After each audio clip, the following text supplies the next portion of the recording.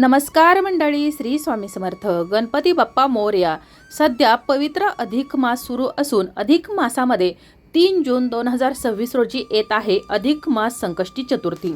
संकष्टी चतुर्थी ही गणपती बाप्पांना समर्पित तिथी असून अधिक मासामध्ये ही संकष्टी चतुर्थी आल्यामुळे याचं विशेष महत्त्व वाढलेलं आहे. कारण अधिक मासामध्ये केलेली कोणतीही सेवा असेल, उपासना असेल तर त्याचं आपल्याला अधिक पटीनं फळ प्राप्त होत असतं. आणि या संकष्टी चतुर्थीला आपण जर काही उपाय सेवा जर केल्या तर विघ्नहर्त्याची कृपा तर आपल्यावर, आपल्या कुटुंबावर होणारच आहे. त्याचबरोबर आपण केलेल्या सेवेचं, केलेल्या उपासनेचं आपल्याला अधिक पटीनं फळ देखील प्राप्त होणार आहे. संकष्टी या शब्दाचा अर्थ होतो संकटातून मुक्ती, अडथळे किंवा प्रतिकूल काळापासून मुक्तता. आणि संकष्टी चतुर्थीच्या दिवशी गणपती बाप्पांची मनोभावे पूजा केली तर हा विघ्नहर्ता आपल्या भक्तांवरील सर्व विघ्न संकट दूर करतो. त्याचबरोबर या संकष्टी चतुर्थीच्या दिवशी भगवान शिवाने आपला पुत्र गणपती बाप्पांना सर्व देवांमध्ये श्रेष्ठ म्हणून वरदान दिले होते.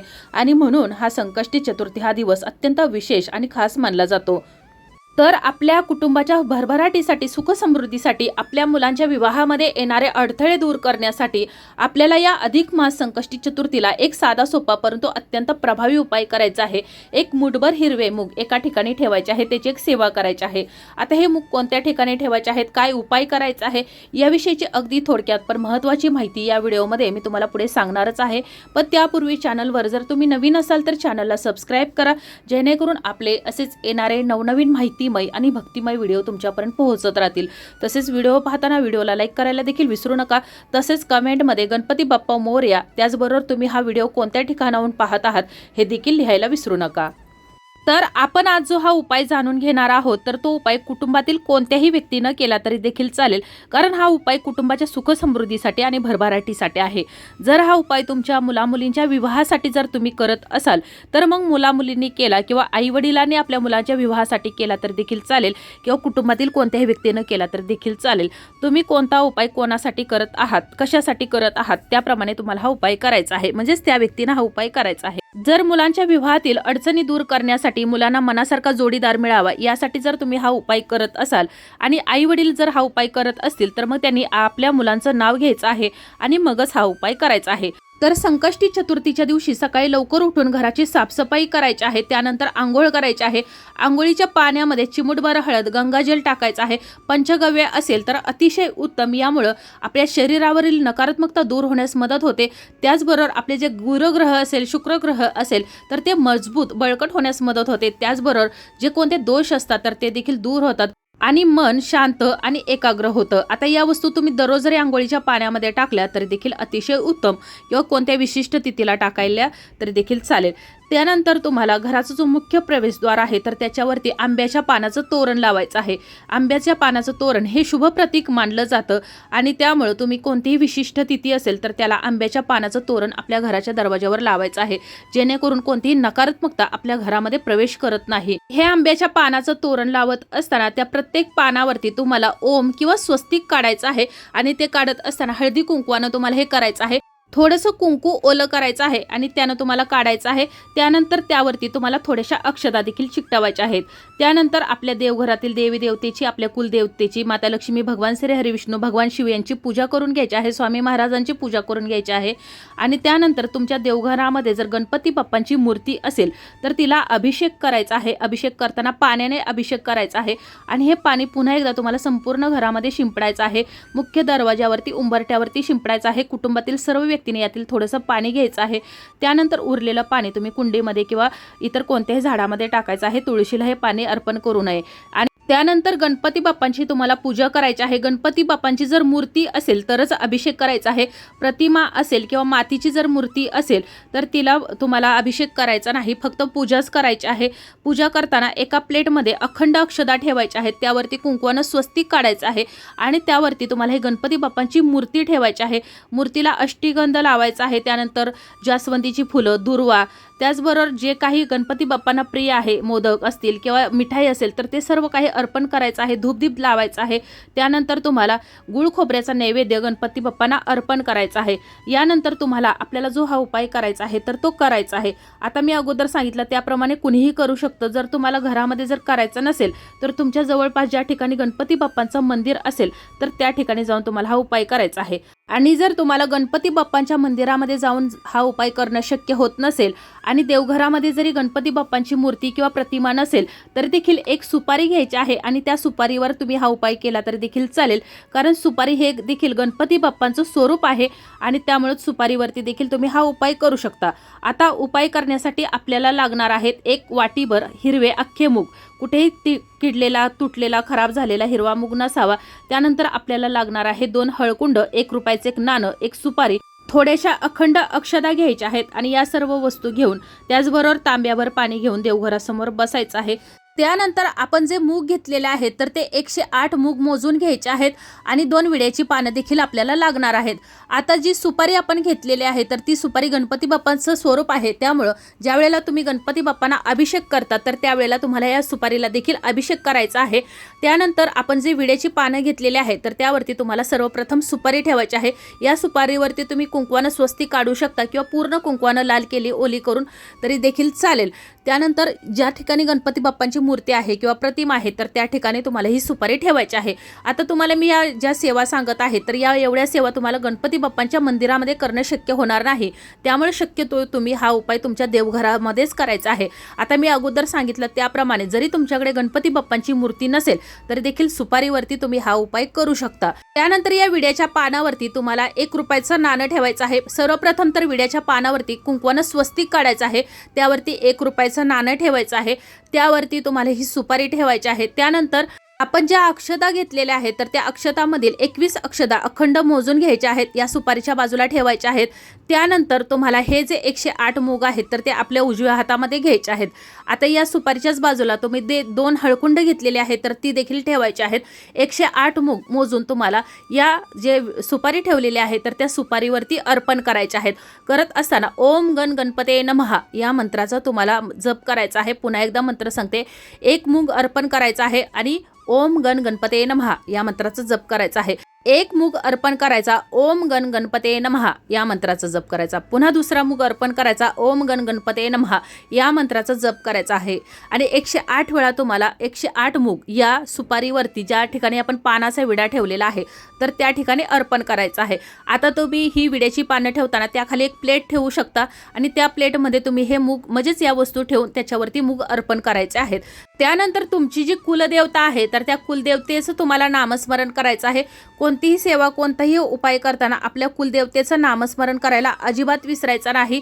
त्यानंतर तुम्हाला आता सध्या अधिक मास सुरू आहे, त्यामुळे भगवान श्री हरी विष्णू यांचं देखील नामस्मरण करायचं आहे आणि त्यानंतर तुमच्या ज्या काही इच्छा मनोकामना आहेत, जे काही अडचणी आहेत, मुलांच्या विवाह संबंधित असेल किंवा तुमच्या कुटुंबासंबंधित असेल, घरामध्ये पैसा टिकत नसेल, घरामध्ये कोणी ना कोणी सतत आजारी पडत असेल, व्यवसायामध्ये नोकरीमध्ये ज्या काही अडचणी येत असतील तर त्या सर्व काही दूर करण्यासाठी तुम्हाला या विघ्नहर्त्याला प्रार्थना करायची आहे। त्यानंतर आपण या ज्या वस्तू ठेवलेल्या आहेत आता विड्याच्या पानावरती 1 सुपारी, 1 रुपयाचं नाणं, हळकुंड, तर त्याची तुम्हाला पुन्हा एकदा हळदी कुंकू अक्षदा फुलं वाहून अक्षदा व्हायच्या नाहीत, कारण आपण अगोदरच 21 अक्षदा त्यावर ठेवलेल्या आहेत। धूपदीप दाखवून विधिवत त्याची पूजा करायची आहे आणि या सुपारीवरती तुम्हाला एक दुर्वांची जुडी ठेवायची आहे आणि जास्वंदीचं फूल देखील त्या ठिकाणी अर्पण करायचं आहे। त्यानंतर उरलेले जे हिरवे मूग आहेत तर ते घेऊन त्यातील थोडेसे मूग तुम्हाला देवघरासमोरच ठेवायचे आहेत। ज्या ठिकाणी आपण हा पानाचा विडा ठेवलेला आहे तर त्या ठिकाणी त्यातील थोडेसे मूग घेऊन ज्या ठिकाणी गोमाता आहे तर त्या ठिकाणी जायचं आहे। एक चपाती घ्यायची आहे, त्या चपातीवरती तुम्हाला मुठभर चण्याची डाळ ठेवायची आहे। हे हिरवे मूग आहे तर ते थोडेसे ठेवायचे आहेत, त्यावरती एक गुळाचा खडा ठेवायचा आहे आणि गोमातेची तुम्हाला सर्वप्रथम पूजा करायची आहे। हळदी कुंकू अक्षदा फुलं व्हायचे आहेत, तिचे पाय धुवायचे आहेत आणि त्यानंतर या वस्तू तुम्हाला गोमातेला खाऊ घालायच्या आहेत। गोमातेमध्ये 33 कोटी देवी देवता वास करतात आणि त्यामुळे तुम्हाला या संकष्टी चतुर्थीला गोमातेची सेवा नक्की करायची आहे। त्यानंतर आपल्या कुटुंबाच्या भरभराटीसाठी, आपल्या सर्व इच्छा मनोकामना पूर्ण होण्यासाठी, आपल्या मुलांच्या विवाहासाठी जी काही अडचण असेल तर ती दूर करण्यासाठी या गोमातेला तुम्हाला प्रार्थना करायची आहे। त्यानंतर ज्या ठिकाणी तुमच्या जवळपास गणपती बाप्पांचं मंदिर असेल तर त्या ठिकाणी जायचं आहे। आता गणपती बाप्पांचं मंदिर नसेल म्हणूनच आपण घरी जर उपाय केलेला असेल तर ज्या ठिकाणी कोणतंही मंदिर असेल, म्हणजेच माता लक्ष्मीचं असेल, भगवान शिवांचं असेल किंवा इतर कोणत्याही देवी देवतेचं मंदिर असेल तर त्या ठिकाणी तुम्हाला जायचं आहे। जाताना आपण हे जे हिरवे मूग घेतलेले आहेत तर त्यातील एक मुठभर हिरवे मूग तुम्हाला घेऊन जायचं आहे। एक लाल रंगाचा कपडा घ्यायचा आहे, त्यामध्ये तुम्हाला हे हिरवे मूग बांधायचे आहेत आणि ज्या मंदिरामध्ये जाल तर त्या मंदिरातील देवी देवतेच्या चरणावरती तुम्हाला ही हिरव्या मुगाची पोटली अर्पण करायची आहे। तुम्ही जर माता लक्ष्मीच्या मंदिरामध्ये जात असाल तर माता लक्ष्मीची पूजा करण्याचं सर्व साहित्य घेऊन जायचं आहे। त्या ठिकाणी गेल्यानंतर ओम श्री महालक्ष्मी नमो नमः किंवा कोणताही माता लक्ष्मीचा मंत्र जप येत असेल तर तो करायचा आहे। आणि ही हिरव्या रंगाच्या या मुगाची पोटली जी आहे तर ती तुम्हाला या माता लक्ष्मीच्या चरणाजवळ अर्पण करायची आहे। तुम्ही शिव मंदिरात जर अर्पण करत असाल तर ओम नमः शिवाय या मंत्राचा जप करायचा आहे आणि त्यानंतर ही पोटली त्या ठिकाणी अर्पण करायची आहे। जी काही इच्छा मनोकामना असेल तर ती तुम्हाला त्या ठिकाणी बोलून दाखवायची आहे आणि यातील थोडेसे मूग हे तुम्हाला दान करायचे आहेत आणि थोडेसे मूग तुम्हाला पक्ष्यांना खाऊ घालायचे आहेत। तर अशी ही सेवा तुम्हाला या दिवसभरात करायची आहे। तुमच्या जवळपास जर गोमाता नसेल आणि तुम्हाला ही सेवा करणं शक्य होत नसेल तरी देखील चालेल। तुम्ही हिरवे मूग हे पक्ष्यांना खाऊ घालायचे आहेत, मंदिरामध्ये त्याची एक पोटली ठेवायची आहे आणि थोडेसे मूग दान करायचे आहेत। या दिवशी दिवसभर ओम गण गणपते नमः या मंत्राचा जप करायचा आहे, गणपती बाप्पांचं नामस्मरण करायचं आहे। अधिक मासामध्ये केलेली कोणतीही सेवा असेल, उपासना आराधना असेल त्याचं आपल्याला अधिक पटीनं फळ प्राप्त होत असतं आणि म्हणूनच आपण ही गणपती बाप्पांची विघ्नहर्तेची सेवा करत आहोत आणि म्हणूनच जितकी जास्त होईल तितकी आपल्याला सेवा या दिवशी करायची आहे। या दिवशी व्रत करायचं आहे, उपवास करायचा आहे आणि संध्याकाळी 3 सांजेच्या वेळेला पुन्हा एकदा गणपती बाप्पांची पूजा करायची आहे, धूपदीप दाखवायचा आहे, तुळशी मातेची पूजा करायची आहे आणि अधिक मास संकष्टी चतुर्थीच्या दुसऱ्या दिवशी म्हणजे 4 जून 2026 ला आपल्याला सकाळी देवपूजा करताना हे जे हिरवे मूग ठेवलेले आहेत आणि आपण गणपती बाप्पांची पूजा करताना जे काही सुपारी सोबतच 1 रुपयाचं नाणं, पानाचा विडा ह्या ज्या वस्तू काही ठेवलेल्या आहेत तर ते काय करायचं आहे, एक लाल रंगाचा कपडा घ्यायचा आहे, एक नाही घ्यायचा तर 2 घ्यायचे आहेत। एकावरती तुम्हाला एक मुठभर हिरवे मूग ठेवायचे आहेत, त्यावरती आपण जे 2 हळकुंड ठेवलेले आहेत तर ते हळकुंड ठेवायचे आहेत आणि त्यावरतीच तुम्हाला थोडेसे हळदी कुंकू अर्पण करायचं आहे। याची पोटली तयार करायची आहे। पुन्हा एकदा ही पोटली हातात घ्यायची आहे आणि आपल्या मुलांच्या विवाह संबंधित काही अडचण आहे तर ती तुम्हाला या पोटलीवरती सांगायची आहे आणि ज्या ठिकाणी तुमची मुलं झोपतात किंवा तुमच्या मुलांचे जे साहित्य आहे म्हणजे ज्या ठिकाणी तुमच्या मुलांचा जास्त वावर आहे तर त्या ठिकाणी किंवा मुलांच्या उशीखाली जरी ही हिरव्या मुगाची पोटली ठेवली तर देखील चालेल। तर अशा पद्धतीने ही मुलांच्या जवळ तुम्हाला पोटली ठेवायची आहे। त्यानंतर उरलेल्या ज्या वस्तू आहेत म्हणजेच 1 रुपयाचं नाणं, सुपारी, त्याचबरोबर अक्षदा आहेत, 21 अक्षदा आपण मोजून ठेवलेल्या आहेत तर त्या सर्व काही वस्तू घ्यायच्या आहेत आणि आपण 108 मूग जे अर्पण केलेले आहेत तर ते मूग या पोटलीमध्ये तुम्हाला ठेवायचे आहेत आणि याची पोटली तयार करून आपल्या घराचा जो मुख्य प्रवेशद्वार आहे उंबरट्याच्या वरती चौकटीच्या आतल्या बाजूला तर तुम्हाला ही लाल रंगाची पोटली त्या ठिकाणी बांधायची आहे। जर तुम्हाला ही पोटली देवघरामध्ये जर ठेवायची असेल तरी देखील चालेल। तुम्ही एका प्लेटमध्ये अखंड अक्षदा ठेवायची आहे, त्यावर ही पोटली ठेवायची आहे। जर तुम्हाला लाल रंगाच्या कपड्यामध्ये जरी बांधून ठेवणं शक्य नसेल तरी तुम्ही एखाद्या प्लेटमध्ये किंवा एखाद्या वाटीमध्ये या वस्तू ठेवायच्या आहेत। दररोज सकाळ संध्याकाळी याची पूजा करायची आहे।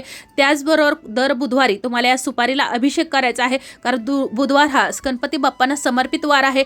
त्याचबरोबर दर संकष्टीला तुम्हाला या सुपारीची अभिषेक करायचा आहे, पूजा करायची आहे आणि दररोज सकाळ संध्याकाळ पूजा करताना यांना धूपदीप दाखवायचा आहे।